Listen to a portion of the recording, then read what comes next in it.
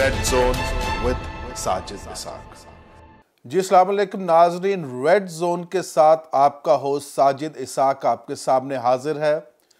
नाजरीन, आज हम बात करेंगे कि चंद दिनों से एक बहुत गंभीर मसला चल रहा है और ये पहला इशू नहीं है नाजरीन, जहां पर हम देखते हैं कि गैर मुस्लिम पाकिस्तानी जो बच्चियां हैं उनको ज़बरदस्ती अगवा किया जाता है, उनके साथ शादी का नाटक रचाया जाता है और फिर पेपर्स प्रोड्यूस कर दिए जाते हैं कि उन्होंने इस्लाम कबूल कर लिया है। इसी तरह का वाक़या नाजरीन आप देख रहे हैं, सोशल मीडिया पर चल रहा है, मेन लाइन चैनल्स पर चल रहा है, जहां पर हम देखते हैं कि एक 13 साला बच्ची आरजू राजा, उसको एब्डक्ट किया गया, उसको फोर्सफुली उससे शादी की गई और फॉर्म पेश कर दिया गया कि उसने इस्लाम कबूल कर लिया है। और इसके बाद हम देखते हैं ये कोर्ट में केस गया और अभी भी सबजुडिस केस है नाजरीन। हम इस पे बात नहीं करेंगे कि कोर्ट की प्रोसीडिंग्स क्या हो रही हैं, मगर हम इस पे ज़रूर बात करेंगे कि ये रवैये जो हैं, ये जो प्रेशर ग्रुप बन जाता है, ये जो एक फैमिली मैटर को रिलीजियस मैटर डिक्लेयर कर दिया जाता है और उसके बाद इस तरह की बहुत सारी बच्चियां हम देखते हैं जो कि गैर महफूज होती जा रही हैं, उनके पेरेंट्स गैर महफूज होते जा रहे हैं। इससे पहले कि हम आगे चलें, मैं चाहूँगा कि आप जनाब honourable prime minister Imran Khan साहब, जब वो दावे कर रहे थे, जब वो बड़े बड़े स्लोगन्स लेकर चल रहे थे कि हम गैर मुस्लिम्स जो हैं, अकलियतें जो है, उनके साथ जब गवर्नमेंट में आएंगे तो किस तरह का हम उनको इंसाफ मुहैया करेंगे, तो आप मेरे साथ सुन सकते हैं। इसके बाद हम आगे बात करेंगे। आपके दीन को हम इस तरह तहफ़्फ़ुज़ देंगे जिस तरह हम अपने दीन को देते हैं। ये आपका हक है, ये आपके ऊपर हम कोई एहसान नहीं कर रहे। आपके लिए जो जुल्म हो रहे हैं, मसलन ज़बरदस्ती ईसाइयों को मुसलमान कर रहे हैं, ये इस्लाम के ख़िलाफ़ है। हमारी कुरान कहती है कि दीन में ज़बरदस्ती नहीं है, तो ये तो बिल्कुल इसकी हम सख्त मुखालफत करेंगे। ये आपका हक है कि कोई आपको कोई ज़बरदस्ती नहीं है, यानी ये करना ये कानून के भी ख़िलाफ़ है, हमारे दीन के भी ख़िलाफ़ है। और जो मसलन ब्लास्फेमी लॉ की आड़ लेके जो जुल्म किए जाते हैं किसी के भी ख़िलाफ़, हम वो कोई भी ब्लास्फेमी लॉ को गलत इस्तेमाल नहीं होने देंगे। इस वक्त पाकिस्तान में सारे कानून गलत इस्तेमाल हो रहे हैं, कोई ऐसा कानून नहीं है जिसको गलत इस्तेमाल नहीं कर रहा है। इसलिए तो सिर्फ गरीब आदमी जेलों में भरा हुआ है और ताकतवर को हमारा कानून नहीं पकड़ सकता। इंशाअल्लाह आपके ऊपर कोई जुल्म नहीं होने देंगे। और मैं ये इसलिए नहीं कह रहा आपकी वोट्स के लिए, ये तहरीक इंसाफ का मौक़िफ़ है। हम मुसलमान होते हुए समझते हैं कि सारे इंसानों का एक हक है। जो कायदे आज़म की तकरीर है वो असल में इस्लाम के अंदर है, के दायरे के अंदर है कि हर शहरी पाकिस्तान का कानून के सामने, स्टेट के सामने एक बराबर है। तो मैं फिर से आपका शुक्रिया अदा करता हूँ और आपकी शेखुपुरा की क्रिश्चियन कम्युनिटी को कि उन्होंने मौका दिया मुझे अपना मौक़िफ़ आपके सामने रख।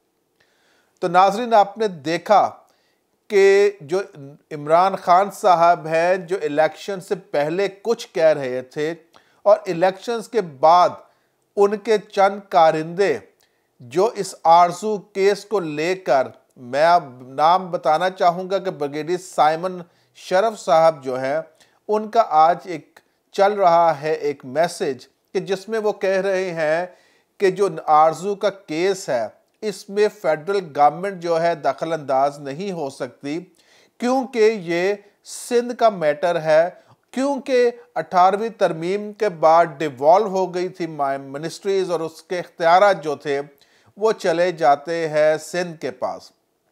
तो यहाँ पर मैं ये पूछना चाहूँगा तमाम पीटीआई की लीडरशिप से कि क्या प्रॉब्लम है अगर फेडरल गवर्नमेंट आपके पास है तो आप क्यों एक्ट ऑफ पार्लियामेंट लाने में नाकाम हैं? क्यों आप नहीं ला सके जो वादे दावे आपने किए थे कि माइनॉरिटी प्रोटेक्शन बिल एक्ट बनाया जाए ताकि उस पर कानून साजी की जा सके? क्या वजह है कि सेनेट में आपके नुमाइंदों ने ही उसको रिजेक्ट किया और दूसरी पार्टीज ने भी किया?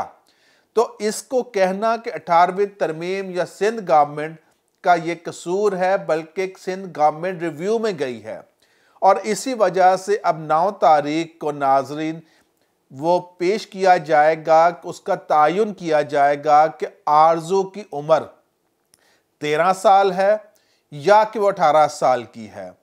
यहां पर यह जानना भी ज़रूरी है नाजरीन कि क्या ये जो हमारे उलमा हजरात हैं जो तबलीग करते हैं, जो कि इस्लाम फैलाने के, मैं समझता हूं कि उनकी जिम्मेदारी है, क्यों वो ये नहीं बता रहे कि prophet peace be upon him हज़रत मोहम्मद सल्लल्लाहु अलैहि वसल्लम ने जब इस्लाम फैलाया था, क्या वो जबर से इस्लाम फैलाया गया था? क्या वो फोर्स कन्वर्जन उन्होंने की थी? कतन भी नहीं। क्या वजह है कि हम उसको नहीं लेके आ रहे कि जो prophet peace be upon him की तालीमात हैं? उन्होंने तो भाईचारा दिखाया था, उन्होंने तो यहूदियों को भी और क्रिश्चियनों को भी नमाज पढ़ने की जगह प्रोवाइड की थी। उन्होंने तो नहीं कहा था कि इनको ज़बरदस्ती, ज़ोर ज़बरदस्ती से आप मुसलमान करें। मगर क्या वजह है कि पाकिस्तान में हम देखते हैं कि आए दिन बच्चियों को हवस का निशाना बनाया जाता है, शादी का नाटक किया जाता है और उनको फोर्सफुली कन्वर्ट किया जाता है। आज मैं तमाम पॉलिटिकल पार्टीज को, जो रूलिंग पार्टी है, आज मैं चैलेंज करता हूं कि आप अगर संजीदा है माइनॉरिटीज को लेकर वोट लेने के लिए, तो आप उनके पीछे पीछे फिरते हैं। जब बारी आती है हमारे राइट्स की, तब आपकी आंखें बंद हो जाती हैं, तब आपके कान बंद हो जाते हैं, तब आप गुंगी बहरी पार्लियामेंट बन जाती हैं। कब होश के नाहन लेंगे आप लोग? कब तक ये माइनॉरिटीज जो है अपने हकूक के लिए आवाज उठाएंगी, रोती रहेंगी? आप पहले अपने घर को इन ऑर्डर करें, अपनी माइनॉरिटी को तहफ़्फ़ुज़ दें और उसमें से नाम निकालें Pakistan countries of particular concern में से, कि जिसमें मेंशन किया गया है कि पाकिस्तान में फोर्सफुली कन्वर्जन्स होती हैं, बच्चियां महफूज नहीं हैं, उनके साथ ज्यादती की जाती है, इंसाफ उनको दिया नहीं जाता। आप अगर 11 साढ़े 1100 लोग जो पार्लियामेंट्स में बैठे हुए हैं, आप अगर उनका तहफ़्फ़ुज़ नहीं करेंगे, आप अगर उनके लिए आवाज बुलंद नहीं करेंगे पार्लियामेंट्स में, तो कहां पर जाएं ये लोग? क्या इंटरनेशनल कोर्ट ऑफ जस्टिस में जाएं ताकि वहां जाके इंसाफ मिले कि हमारे पाकिस्तान में, हमारा जो मुल्क धरती माँ है जिसमें हमने भी जानों का नजराना दिया है, अगर ये पंजाब का सिग्नेचर क्रिश्चियन जो स्पीकर थे उस वक्त के ना करते तो पंजाब तो में मिलता भी ना, और उसके ऊपर सियासत करते, जो पंजाब जीतता है वो फेडरल में गवर्नमेंट बनाते और आके उन्हीं के हकूक को अब सल्ब कर रहे हैं। होश के नाहन लें। मैं प्राइम मिनिस्टर साहब आपको भी कह रहा हूं, सदर साहब को भी कह रहा हूं, ये जो आपने झूठे दावे किए थे, आज हम देख रहे हैं कि माइनॉरिटीज रो रही हैं। माइनॉरिटीज जो है वो देखती है कि ना उनको इंसाफ मिल रहा है, ना उनकी आवाज पार्लियामेंट में उठाई जा रही है। और ये जो गुंगे बहरे आपने सेनेटर रखे हुए हैं, अनवर लालदीन, पीपल्स पार्टी से कह रहा हूं, ये किस मर्ज की बला है? ये किस मर्ज की दुआ रखी है जिसके मुंह में जुबान नहीं है? और ये जो कैनथ विलियम आपने केपी से लिया है, ब्रिगेडियर साहब जो है, एक किस मर्ज की दुआ है? इनके मुंह में जुबान नहीं है? कामरान माइकल के मुंह में जुबान नहीं है? क्यों नहीं बोल रहे आप पार्लियामेंट में, अपने सेनेट में क्यों नहीं बात कर रहे? क्यों आपके मुंह को ताले लगे हुए हैं? ये सुनीला रूथ को भी कह रहा हूं, जमशेद थॉमस को भी कह रहा हूं, जेम्स इकबाल को भी कह रहा हूं, और रमेश तुम्हें भी कह रहा हूं। उस वक्त तो बड़ी बसें लेकर पहुंच गए थे और होटलों में लोगों को ठहराया हुआ था आप लोगों ने कि जब 11 हमारे मासूम हिंदुओं को वहां पे मारा गया हमारे दुश्मन मुल्क में। आज तुम्हारी आंखें बंद क्यों हैं? आज तुम्हारे कान बंद क्यों हैं? क्या ये मुल्क की बच्चियां नहीं हैं? इस धरती की बच्चियां नहीं हैं? क्या वजह है कि आज किसी के कान पर जूं नहीं रेंग रही? वो जो 9 आपने MPs बैठाए हुए हैं सिंध में, कितने बोल रहे हैं? ये जो पंजाब में आपने बैठाए हुए हैं, मिनिस्टर साहब बैठाए हुए हैं, ये खाली फोटो सेशंस के लिए रखे हुए हमने? और ये शीरी मजारी सोई हुई हैं, इनको नजर नहीं आ रहा ह्यूमन राइट्स की वायलेशन हो रही है? तबाह कर रहे हैं आप अदारों को, तबाह कर रहे हैं आप सारी सिस्टम्स को, गैर महफूज कर रहे हैं आप सारे बच्चों को, यहाँ पर माइनॉरिटीज को, और फिर कहते हैं कि हम बड़ा हक देते हैं माइनॉरिटीज को। तहफ़्फ़ुज़ तो दे नहीं सकते, कॉन्स्टिट्यूशन में तहफ़्फ़ुज़ नहीं दे सकते आप, इलेक्शन में तहफ़्फ़ुज़ नहीं दे सकते आप, और झंडे की आप खुद बेरहमती कर रहे हैं कि जहां पे दोनों रंग इकट्ठे हैं मगर आप उनको अलग करने पे तुले हुए हैं। ये नहीं चलेगा। अब क्रिश्चियन कौम, हिंदू कौम जाग चुकी है। वो इन पार्लियामेंटेरियन जो आपने गुंगे बहरे जो सिलेक्टेड बिठाए हुए हैं खैराती सीटों पर, ये किसी मर्ज की दुआ नहीं है, ये किसी काम के नहीं हैं, इनकी जुबानें नहीं हैं, इनके कान नहीं, इनकी आंखें नहीं हैं, सिवाय फोटो सेशंस करने के। क्या किया अभी तक इन्होंने आरजू के लिए?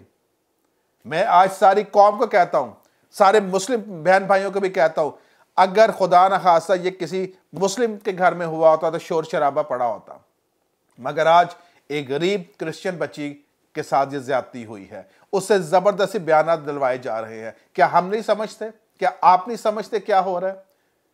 हम अब अदलिया के ऊपर पूरा हमारा भरोसा है कि हमारे ऑनरेबल जजेस जो है, ऑनरेबल कोर्ट्स जो हैं, इंसाफ मुहैया करेंगे, और ये ना सिर्फ मुल्क पाकिस्तान में बसने वाले अक़लियतों को बल्कि पूरी दुनिया को बताएंगे कि पाकिस्तान में जो अदलिया है वो ट्रांसपेरेंट है, वो गैर जानबदार है, और वो जो फैसले करती है कानून के मुताबिक करती है, और उसमें कोई गरीब और कोई अमीर नहीं है। क्योंकि ये टेस्ट केस है हमारे लिए, ये ऐसा केस है क्योंकि इससे पाकिस्तान की डायरेक्शन सेट होंगी, इससे पता लगेगा दूसरे दुश्मन ममालिक को भी कि पाकिस्तान में हकूक मिल रहे हैं।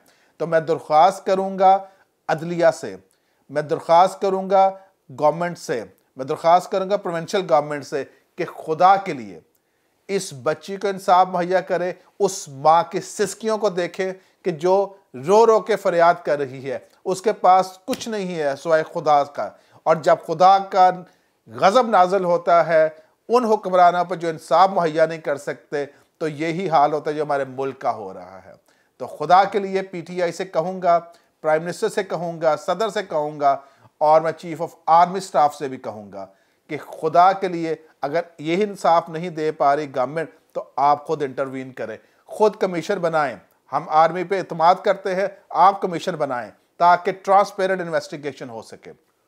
और आखिर में मैं तजवीज़ दूंगा गवर्नमेंट को कि माइनॉरिटीज़ प्रोटेक्शन जो है एक्ट बनाएं, ताकि उसके तहत फोर्स कन्वर्जेंस को भी कर्व किया जा सके, उसको भी रोका जा सके। और दूसरी बात, ये जो आपने नेशनल कमीशन फॉर माइनॉरिटीज़ बनाया, इसकी कोई ज़रूरत नहीं है, क्योंकि यहाँ पे भी गुंगे बहरे बैठे हुए हैं, यहाँ पर भी वो बैठे हैं जिनको सिर्फ फ़ोटो सेशंस चाहिए, जिनको तनख्वाहें चाहिए। आपने एक वाइट एलिफेंट पाल ली है, इसको हम नहीं मानते, ना इसके चेयरमैन को मानते हैं, ना इसके मेंबर्स को मानते हैं, क्योंकि ये सिर्फ फेसबुक के लिए है, ये सिर्फ और सिर्फ अपनी तस्वीरें उतरवाने के लिए है। और इसी तरह से चाइल्ड प्रोटेक्शन का जो कमीशन बनाया है, वो क्या कर रहा है? वो कौन से बच्चों को प्रोटेक्शन दे रहे हैं? खुदा के लिए ये मजाक छोड़ दें कौम के साथ, ये मजाक छोड़ दें, क्योंकि कौम इसकी मुतहम्मल नहीं हो सकती, ये मुल्क इसका मुतहम्मल नहीं हो सकता। संजीदगी पैदा करे सारे में पार्लियामेंटेरियन जो ऑनरेबल हैं हमारे, कहूँगा कि खुदा के लिए आप भी बेटियों बच्चियों वाले हैं, आप भी ख़ानदान वाले हैं, आप एक्ट पास करें जो कि प्रोटेक्शन दे सके पाकिस्तान में बसने वाली अक़लियतों को। और यहाँ पर मैं जनाब बिलावल भुट्टो साहब से कहूँगा, सिंध आपके पास है, आप जिम्मेदारी लें, आगे बढ़े, पूरी अक़लियतें आपके साथ खड़ी हैं। जो इंसाफ देगा अक़लियतों को, अक़लियत उसके साथ खड़ी होंगी, जो नहीं देगा अक़लियत उनके साथ नहीं खड़ी होंगी। और मैं आपको बता दूं कि पाकिस्तान में जितनी गवर्नमेंट्स बनती हैं, डिसाइसिव वोट होता है अक़लियतों का, डिसाइसिव वोट होता है 35 लाख, तकरीबन 36 लाख वोट है। आप तो इसको कम करके शो करते, ये कहीं ज़्यादा है 35-36 लाख से। ये बाद में कभी हम बात करेंगे, अभी हम आरज़ू बेटी के लिए इंसाफ के मुतमन्नी हैं। आप सबसे दरख्वास्त है, दुआओं में भी याद रखें ख़ानदान को, उन जजेस को भी दुआ में याद रखें जो इसको रिव्यू कर रहे हैं, ताकि ये जो नादरा में बेफॉर्म पे दर्ज किया गया है वही हकीकत सामने आए, वो सारे जो बयानात प्रेशर में दिए जा रहे हैं वो ख़त्म किए जाएं। अदरवाइज़ ना किसी का नादरा पे एतमाद रहेगा, ना किसी और अदारे पे। बहुत शुक्रिया। नेक्स्ट प्रोग्राम तक के लिए इजाज़त दीजिए। पाकिस्तान जिंदाबाद।